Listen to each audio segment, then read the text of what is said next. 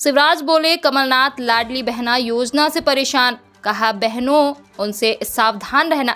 रतलाम में नर्मदा का पानी लाने का किया ऐलान। मुख्यमंत्री शिवराज सिंह चौहान ने एक बार फिर पूर्व सीएम कमलनाथ पर हमला बोला है।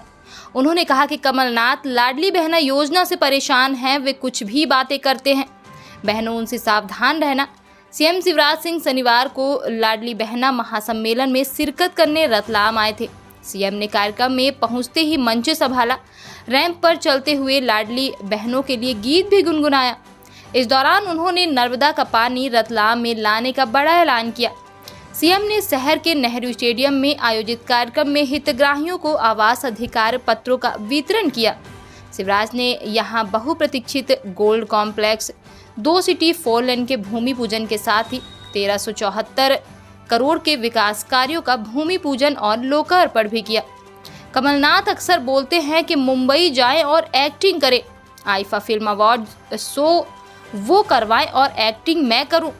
वो मूल प्रश्नों के उत्तर नहीं देते। मैंने उनसे पूछा था कि उन्होंने रोजा इफ्तार के दिन अल्पसंख्यक भाइयों के बीच जाकर जिक्र किया था कि प्रदेश व देश में दंगे हो रहे हैं, यह क्या उन्हें डराना नहीं है? तुष्टीकरण करके डरा कर वोट लेना।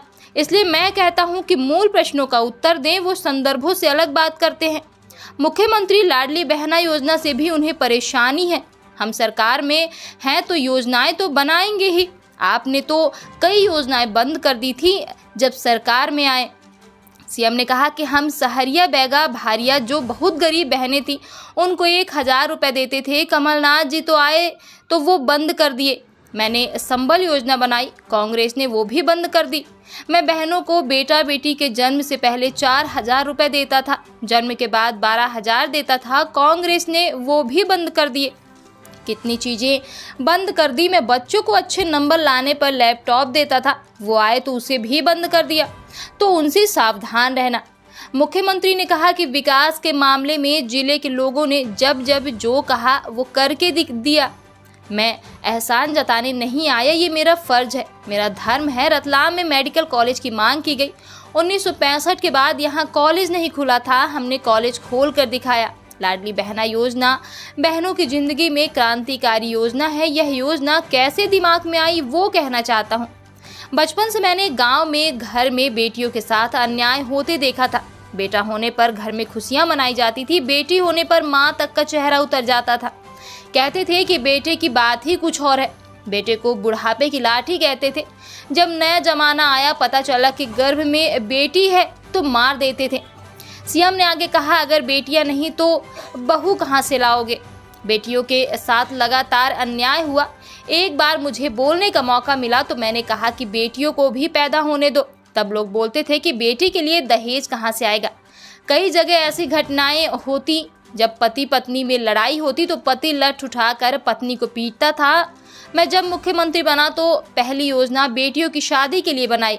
मुख्यमंत्री कन्या विवाह योजना बनाई ताकि बेटियों की सामूहिक शादी कराई जा सके। मेरी बहनों, पतिदेव को संपत्ति खरीदना है, मकान खरीदना है, कोई और चीज़ खरीदना है तो किसके नाम खरीदते थे? खुद के नाम पर। मैंने कहा, दिमाग लगा लो शिवराज, कोई चीज़ ऐसी कर कि बहनों के नाम भी तो कोई चीज़ खरीदी जाए।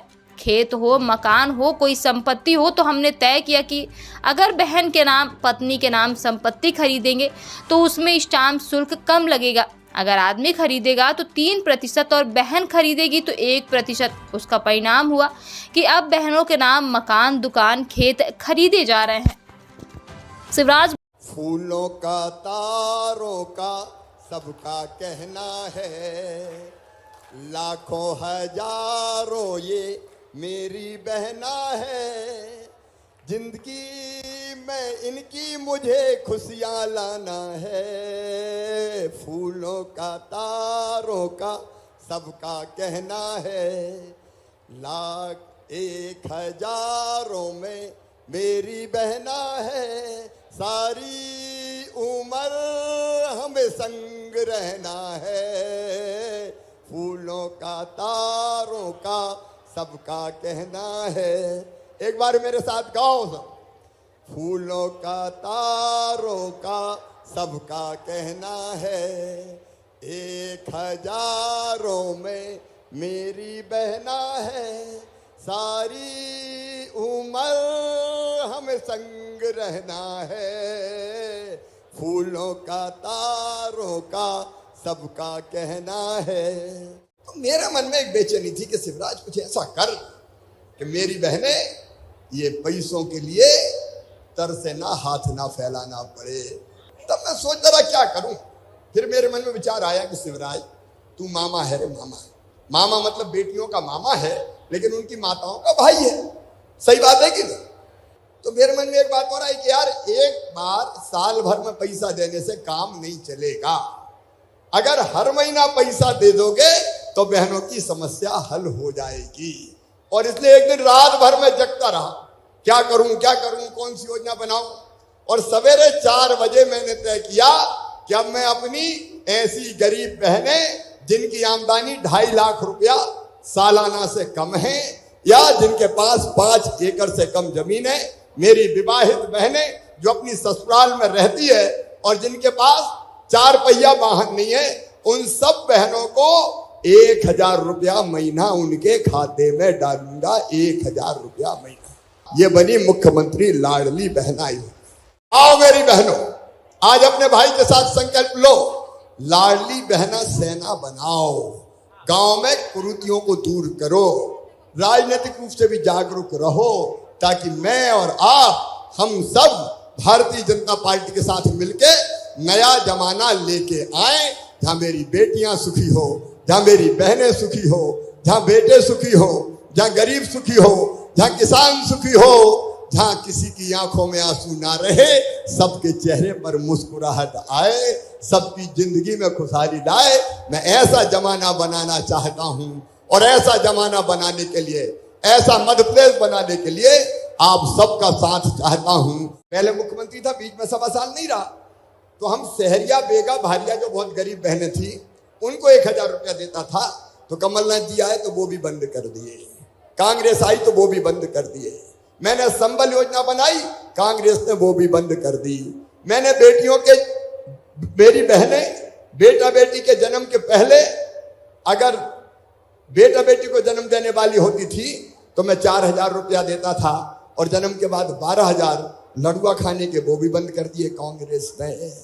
कितनी चीजें बंद कर दी। मेरे बच्चों के लैपटॉप जो मैं देता था अच्छे नंबर लाने पे 12वीं में, वो लैपटॉप भी बंद कर दिए। तो उनसे सावधान रहना। एक काम और किया, दारू की दुकान के बगल में पीने के अहाते। अब बोतल खरीदी, पी पा के डोलते डालते गिरते पड़ते, घर पहुंच के गाली बकवाव कर रहे हैं। अब हमने तय कर दिया है कि दारू की दुकान के सारे अहाते बंद कर दिए जाएंगे।